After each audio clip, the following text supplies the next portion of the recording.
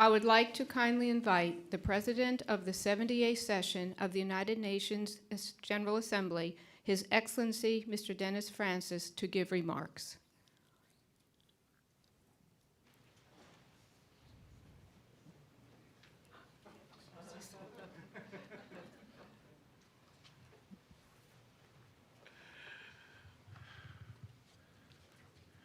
Excellencies, friends, friends of peace.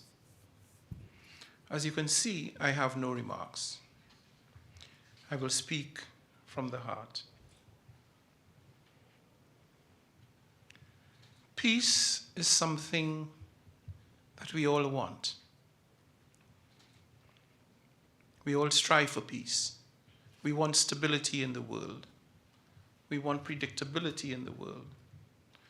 We want human beings to live a life of dignity, the life of dignity that they were intended to live.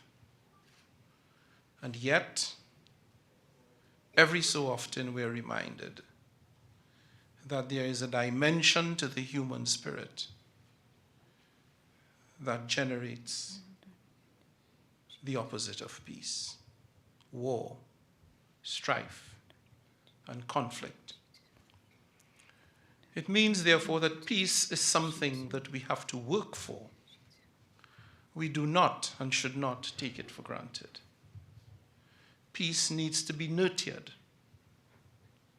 during times of strife and during times when there is no strife, because it's disruptive. It changes everything. It undermines development.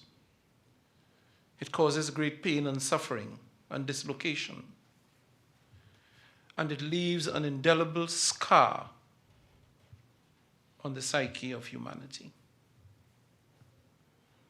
Imagine a world without war and strife. What a phenomenal achievement that would be, where people can live in harmony and achieve their personal ambitions without having to be concerned about bombs dropping over their heads, or in daycare centers, or in population centers where there are many old people, maimed people. But we must also accept that peace really starts with each and every one of us as individuals.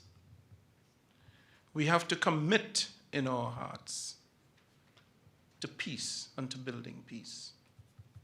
It's easy to take for granted when there are no hostilities, but it only takes a moment to disrupt that quiet and to take us on a course that becomes very dangerous. I learned in graduate school, and I could never understand it. There was a reference to the logic of war. I understood in the context of political science theory what it meant, because war has a tendency to build.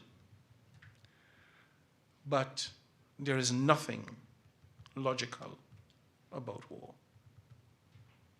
Absolutely nothing. And so, as the custodians of this planet, I think it behooves us all to remind ourselves that we must find the strength, and often it takes strength, within ourselves to defend and promote peace for all times. On this day, International Day of Peace, I know that we will all recommit to a world of peace and harmony, stability, and the promise, the extraordinary promise and fulfillment of the best days for human civilization that are ahead of us. Thank you very much.